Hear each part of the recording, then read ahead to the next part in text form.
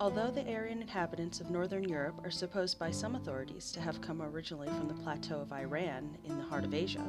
the climate and scenery of the countries where they finally settled had great influence in shaping their early religious beliefs, as well as in ordering their mode of living. The grand and rugged landscapes of northern Europe, the midnight sun, the flashing rays of the aurora borealis, the ocean continually lashing itself into fury against the great cliffs and icebergs of the Arctic Circle, could not but impress the people as vividly as the almost miraculous vegetation, the perpetual light, and the blue seas and skies of their brief summer season. It is no great wonder, therefore, that the Icelanders, for instance, to whom we owe the most perfect records of this belief, fancied in looking about them that the world was originally created from a strange mixture of fire and ice. Northern mythology is grand and tragical. Its principal theme is the perpetual struggle of the beneficent forces of nature against the injurious, and hence it is not graceful and idyllic in character like the religion of the sunny south, where the people could bask in perpetual sunshine and the fruits of the earth grew ready to their hand.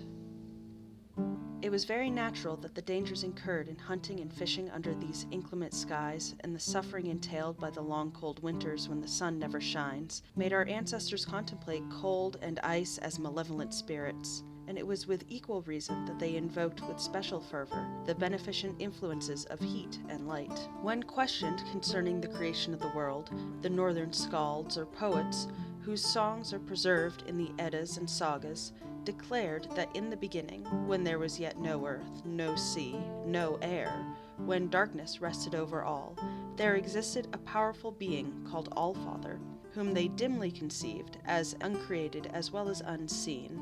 and that whatever he willed came to pass. In the center of space there was, in the morning of time, a great abyss called ginnunga-gap,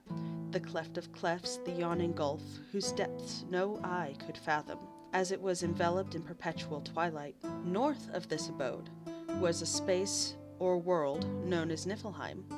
the home of mist and darkness, in the center of which bubbled an exhaustless spring, Hvergelmer, the seething cauldron, whose waters supplied 12 great streams known as the Alivagar. As the water of these streams flowed swiftly away from its source and encountered the cold blasts from the yawning gulf, it soon hardened into huge blocks of ice, which rolled downward into the immeasurable depths of the great abyss with a continual roar like thunder. South of this dark chasm, and directly opposite Nifl-heim, the realm of mist, was another world called Muspells-heim, the home of the elemental fire, where all was warmth and brightness, and whose frontiers were continually guarded by Surtur, the flame giant. This giant fiercely brandished his flashing sword, and continually set forth great showers of sparks, which fell with a hissing sound upon the ice blocks in the bottom of the abyss, and partly melted them by their heat. Great Surtur with his burning sword southward at Muspel's gate kept ward, and flashes of celestial flame, life-giving, from the fire world came. Valhalla by J.C. Jones.